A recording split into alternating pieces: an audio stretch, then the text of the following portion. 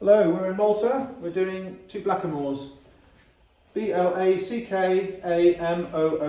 Blackamoors. The word etymology alludes to Moors, Islamic, North African, native people. It alludes to native Central African people as well, slightly different occurrence. And in this, they have a representation of external foreign people, represented in this case by the Venetians. The Venetians were a shipping nation. There were a lot of foreign races in Venice at the time. There were a lot of foreign race people around the area for hundreds of years before these were even thought of. It's part of the culture, and they are represented here in a servant role, serving boy, serving girl role, page boy, page girl role. They're not necessarily females. They could be man or woman in my view.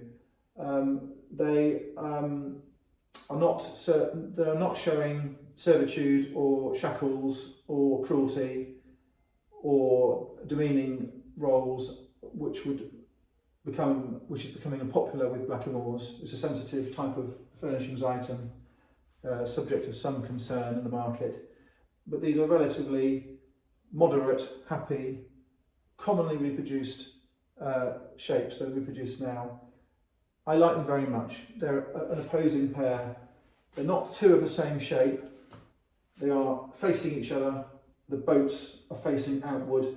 They are an opposing pair. They're a proper pair.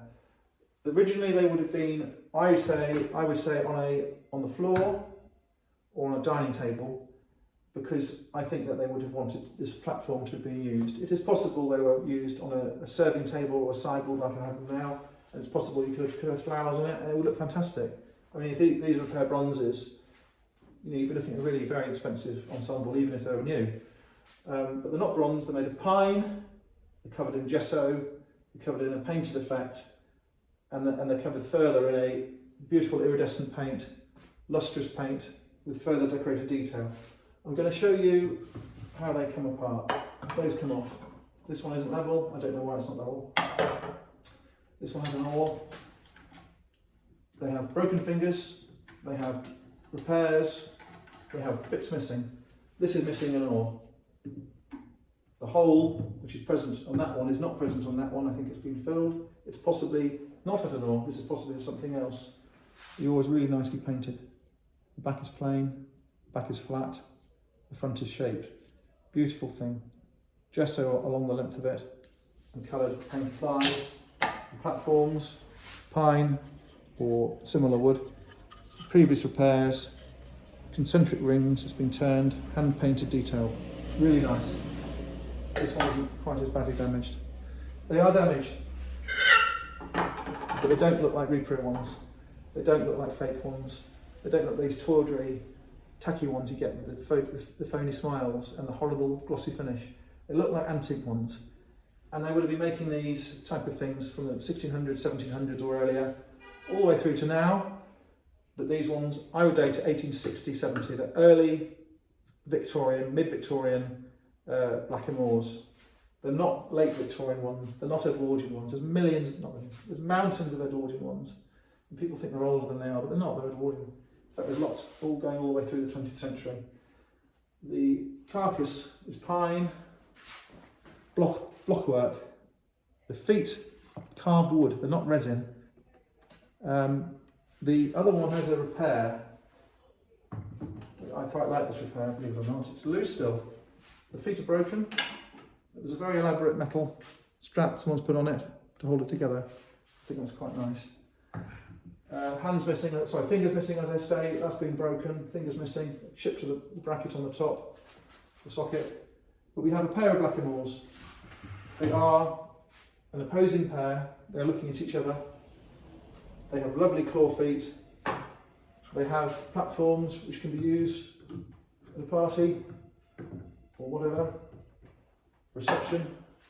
They can be used as a static thing with some flowers on or nothing on.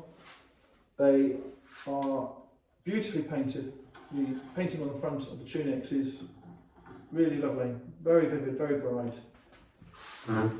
Gilding, this is silver gilding or silver iridescent paint. There is possibly some gold leaf on here. I think it's more likely to just be gold plus the paint. Really, really nice. This is obviously a gondola. It's shouting Venice to you. You do see this design quite a lot. Porphyry. This is wood with gesso, with purple paint, with splattered paint. Porphyry is a marble, at least a precious stone, semi-precious stone, and it was used in the tombs in the classical world, Rome, Sicily. It was considered I can't think of the word, funerary stone, and it's the sort of thing you see in Pompeii. You'll see this purple as a colourway in the classical world. You'll see it as a background, it's an oxide-based colour, but it's based on porphyry. And you'll find porphyry cropping up awful lot, and it's nearly always used on the bases of these blackamoors. You have a large blackamoor, the figure will lift off, there'll be literally a big fat dowel at the middle. The bottoms were nearly always porphyry or porphyry effect. They were either square-sided or angled. They often had very, very nicely carved corners with big claw feet. As I say, exotic. So we have two blackamoors. They're small blackamoors. They're tabletop or possibly floor standing blackamoors. They are a non-servitude indentured type pose. They're very well painted. They're not recent ones. They're not mid-recent ones. They're relatively early. They have authentic damage, if you can understand what I'm saying.